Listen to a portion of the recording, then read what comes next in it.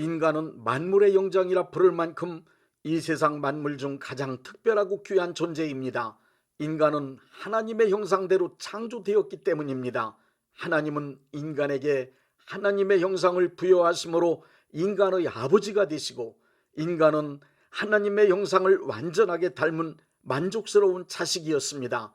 하나님과 인간은 부모와 자식의 관계로 이루어졌습니다. 이 세상 만물 중 오직 인간만이 하나님을 닮은 하나님의 자녀로 창조된 것입니다. 인간이 닮은 하나님의 형상이란 무엇인지 두 가지를 말씀드리겠습니다. 첫째, 영원한 생명입니다. 영원한 생명이란 하나님만이 소유하신 생명입니다. 영원한 생명이란 시간과 공간을 초월한 생명입니다. 영원한 차원에서 살아가는 죽지 않은 생명입니다. 창세기 2장 7절에서 여호와 하나님이 땅의 흙으로 사람을 지으시고 코에 하나님이 생기를 불어넣으셨다는 말씀으로 하나님의 영원하신 생명을 인간에게 물려주셨음을 증거하고 있습니다. 둘째, 좋으신 성품입니다. 인간이 닮은 또 다른 하나님의 형상은 지극히 좋으신 성품입니다. 하나님의 좋으신 성품을 인간의 성품이 되도록 인간에게 심어주신 것입니다. 요한에슬레는 설교를 통하여 인간이 하나님의 좋으신 성품을 담도록 창조되었음을 강조했습니다. 자연적 형상을 담도록 하심으로 영원한 생명을 인간에게 주셨고, 정치적 형상을 담도록 하시어 인간이 만물을 다스릴 수 있도록 하셨으며, 도덕적 형상을 담도록 하심으로 인간이 진, 선, 미, 애를 발휘하며 살아갈 수 있도록 창조하셨다고 했습니다. 하나님은 그 좋으신 성품이 인간의 성품이 될 수 있도록 하셨던 것입니다. 하나님은 왜 인간을 하나님의 형상을 닮은 존재로 창조하셨는지 그 이유 세 가지를 설명드리겠습니다. 첫째, 영원한 생명을 인간이 담도록 창조하신 이유는 인간도 하나님처럼 영원히 살기를 원하셨기 때문입니다. 하나님의 자녀로서 하나님과 함께 죽지 않고 영원히 살 수 있도록 인간에게도 죽지 않는 영원한 하나님의 생명을 부여하신 것입니다. 둘째, 좋으신 성품을 인간이 담도록 창조하신 이유는 인간도 하나님처럼 행복하게 살기를 원하셨기 때문입니다. 행복하게 살려면 성품이 좋아야만 가능합니다. 하나님은 행복하신 분인데 그 이유는 좋으신 성품을 소유하셨기 때문입니다. 하나님은 인간이 행복하게 살려면 반드시 하나님께서 소유하신 좋은 성품으로 살아야 한다는 것을 아셨습니다. 그래서 인간도 하나님처럼 행복하게 살기를 원하셨기 때문에 인간에게 좋으신 성품을 담도록 창조하신 것입니다. 셋째, 인간이 하나님 닮은 좋은 성품을 발휘하여 영원히 행복하게 살 수 있는 천국을 이룩하시기 위해서입니다. 하나님을 닮은 인간들이 좋은 성품을 실행하며 영원히 살아갈 수 있다면 그것은 곧 하나님의 뜻이 이루어진 하나님의 나라 낙원이 될 수 있습니다. 그래서 하나님은 천지 만물을 창조하신 후 그 완성으로 하나님의 형상을 닮은 인간을 창조하셨던 것입니다.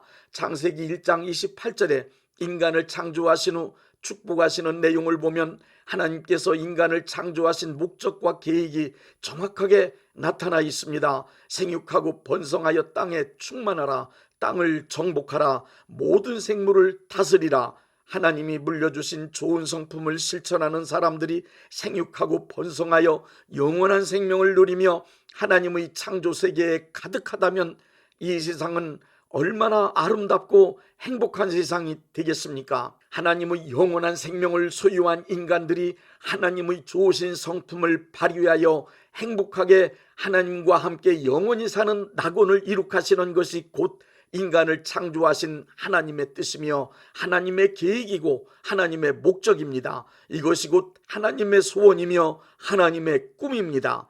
그러나 인간은 하나님께서 뜻하신 목적을 이루기 위한 계획과는 전혀 관계없는 삶을 살아가고 있습니다. 하나님의 형상을 상실한 인간은 이 세상을 죄악으로 가득 찬 불행한 세상으로 만들어 놓고 말았습니다.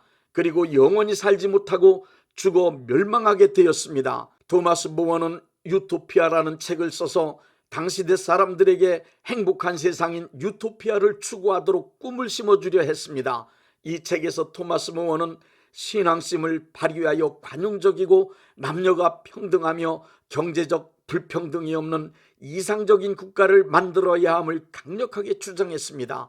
인간이 서로 이해하며 사랑하고 돌보아줌으로 행복하게 사는 유토피아를 강조했지만 정작 그는 자기의 주장과 다르게 가톨릭 신자로서 개신교인들을 악랄하고 잔인하게 핍박하고 영국 국교의 설립을 반대하다가 사형을 당했습니다. 토마스 홉스는 인간의 사회를 연구하다가 인간에 대한 정확한 결론을 얻었습니다.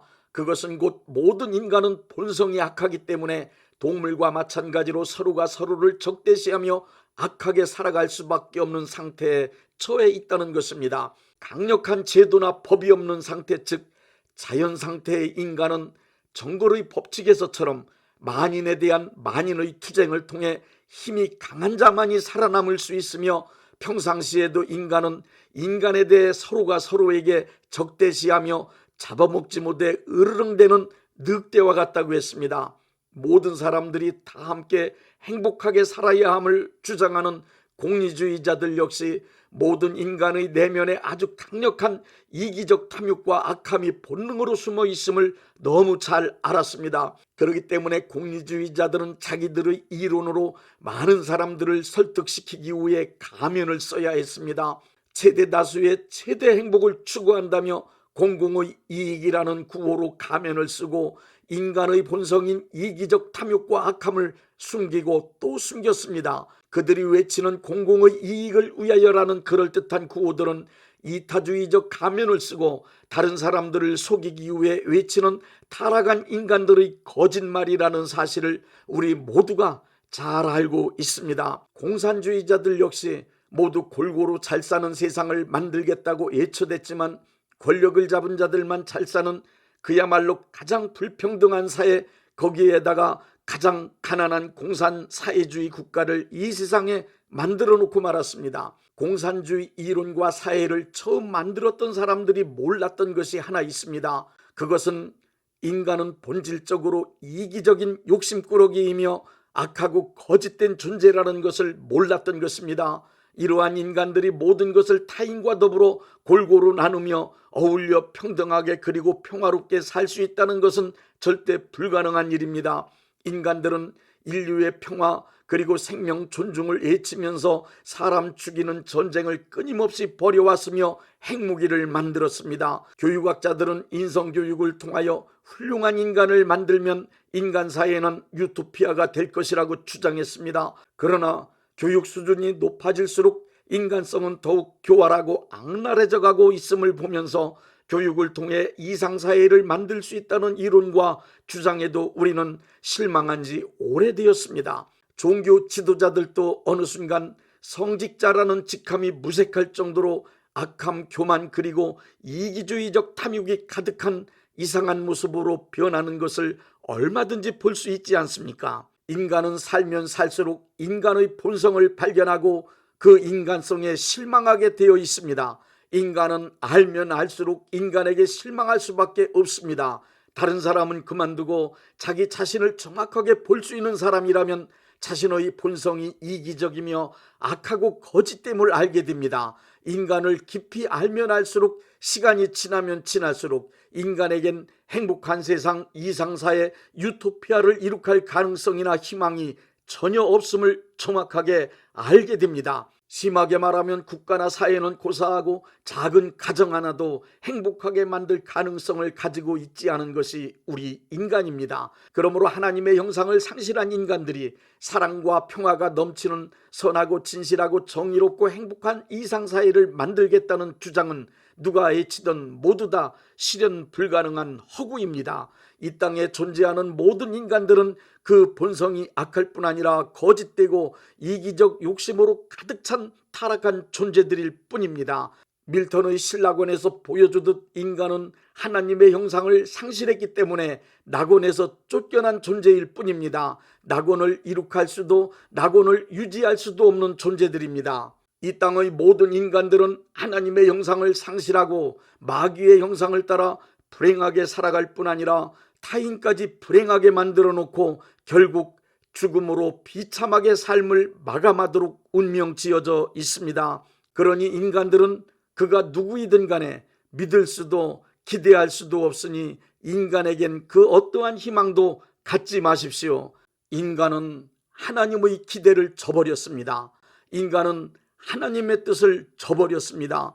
하나님께서 이 세상과 인간을 창조하신 목적을 벗어났습니다. 인간 중에 하나님 아버지를 닮은 인간이 없습니다. 그러나 인간이 하나님의 형상을 상실하고 에덴 동산에서 추방되었지만 하나님은 인간을 포기하신 적이 한 번도 없으십니다. 하나님은 천지를 창조하실 때 세우신 뜻과 목적을 포기하신 적이 지금까지 한 번도 없으십니다. 성경을 보십시오. 인간이 타락한 창세기 3장 이후 성경의 나머지 모든 부분은 하나님께서 타락한 인간을 구원하시는 내용으로 가득 차 있습니다. 우리 모두를 에덴 동산에 처음 창조하셨던 하나님의 형상을 닮은 인간으로 회복시키기 위하여 하나님은 지금도 쉬지 않으시고 일하고 계십니다. 기독교 신앙의 목표는 모든 인류에게 예수님의 복음을 전해주어 그들이 하나님의 형상이신 예수님을 닮도록 만드는 것이 곧 하나님의 뜻입니다. 하나님께서 인간을 창조하신 목적도 타락한 인간을 구원하시려 예수님을 이 세상에 보내주신 목적도 오직 하나입니다. 그것은 모든 인간들이 하나님의 형상을 닮은 하나님의 자녀로서 아버지 되신 하나님과 함께 영원하고 행복한 나라, 하나님의 뜻과 이상이 펼쳐질 하나님의 나라를 이룩하는 데 있습니다. 하나님은 지금도 우리 모든 인간을 지극히 사랑하시며 존귀히 여기십니다. 그래서 한 사람도 멸망치 않고 모든 사람이 다 구원받아 하나님의 자녀로 살아가기를 기다리고 또 기다리시는 것입니다.